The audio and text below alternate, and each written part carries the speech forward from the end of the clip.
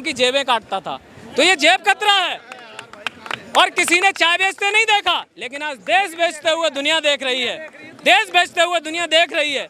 देश विदेशी दौरे पे जाते हैं, किसके लिए? देश के लिए नहीं। न्यूजीलैंड में गए हैं, टाइम्स नाउ भारत पता है क्या छाप रहा है? मोदी जी 30 साल पहले न्यूजीलैंड आए थे, तब भी मफलर उनके पास था, आज भी है। ये वाले न्यूज छपने चाहिए कभी मेन स्ट्रीम मीडिया में, तो शर्म आनी चाहिए इस गोदी मीडिया को। और मैं धन्यवाद देता हूँ आप लोगों को। आप लोग जो है कम से कम देश के लोगों के सही मुद्दों पर यहाँ खड़े हुए हैं, दिन रात आप लोग आ रहे हैं। और आप लोगों को धन्यवाद कि आप लोग आवाज़ उठा रहे हैं, आवाज़ पहुँचा रहे हैं। जिस गोदी मीडिया को दिन रात फुर्सत नहीं है, आम कैसे खाते हैं, मोदी जी नहाते कैसे हैं, कौन सा तेल लगाते हैं, मेलोडी इतनी चॉकलेटी क्या है, ये बकवास है सब। मैं कहता हूँ इन सारे मीडिया चैनल्स पर ताला लगा देना चाहिए। और एक और चीज़ कहना चाहता हूँ कि जो भी युवा मुझे सुन रहा है, मैं भी एक युवा हूँ, मेरे अंदर भी पीड़ा है। यहाँ तमाम बेरोजगार लोग खड़े हुए हैं। क्यों हैं? क्योंकि बेरोजगारी की एक लंबी लाइन है। डिग्री तो है लेकिन रोजगार नहीं है। 2 करोड़ नौकरी प्रतिवर्ष का वादा किया था, कहाँ है? किसी को नौकरी मिली क्या?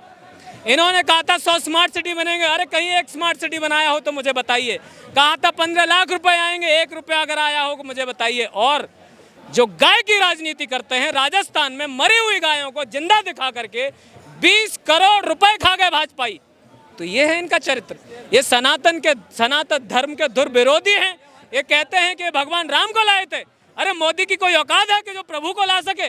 और जो लाया ही था, तो आज भगवान राम वहां पर के कह रहे हैं, अरे मोदी तू मुझे लाया था, तो ये बता मेरी चप्पलें चुरा के कौन ले गया है? वो ढूंढ के लेके आ। तो कहाँ है योगी, कहाँ है मोदी, कहाँ है शाह? और सवाल मैं करूंगा मोहन भागवत से भी। मोहन भागवत कहते हैं आरएसएस एक सामाजिक संस्था, यही कहते हैं।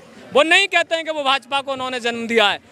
तो अगर यहाँ बच्चे मर रहे हैं, अगर बच्चे सुसाइड कर रहे हैं, किसान मर रहे हैं, जवान मर रहे हैं, तो मोहन भागवत सवाल क्यों नहीं करते हैं? किसी एनजीओ का काम क्या होता है? और एक सामाजिक संस्था का, सोशल एक्टिविस्ट का काम होता है सवाल उठाना। तो आप सत्ता के सवाल कहाँ कर रहे हैं? 150 करोड़ का कार्यालय बनाया झंडेवालान में आरएसएस ने, किसका पैसा है वो?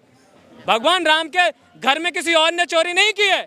आदरणीय अटल बिहारी वाजपेयी जी एक बात कह गए, तो जो आजकल बहुत वायरल चल रही है, आप लोगों को हंसी आएगी, कि जिस घर में चोरी हुई हो और दरवाजे पर चौकीदारी कर रहा कुत्ता अगर नहीं भौंके, तो समझ लेना उसको पता है कि चोर कौन है।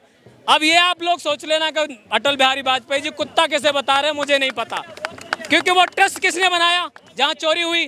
वो शाह ने बनाया, मोदी ने बनाया। जो एसआईटी योगी ने बनाई, योगी आदित्यनाथ की कोई औकात नहीं है कि जब लूट मोदी और शाह कर रहे हो तो उनकी एसआईटी कोई जांच कर ले।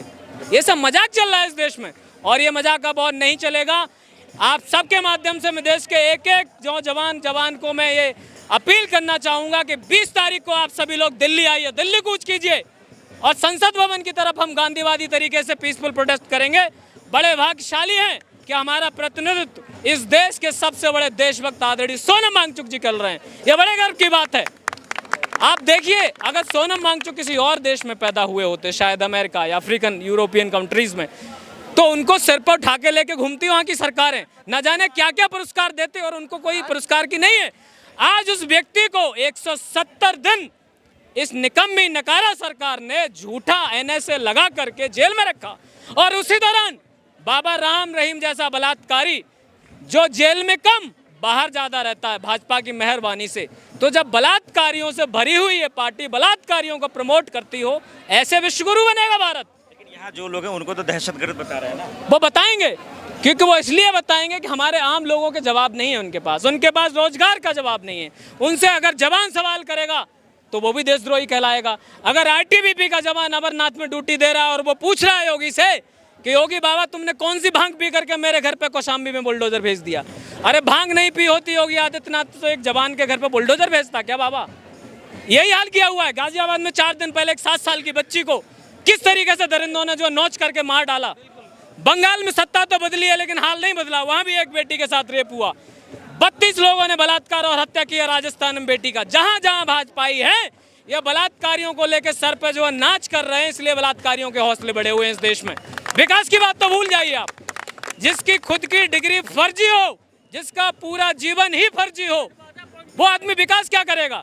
वो इन बच्चों का दर्द नहीं समझेगा।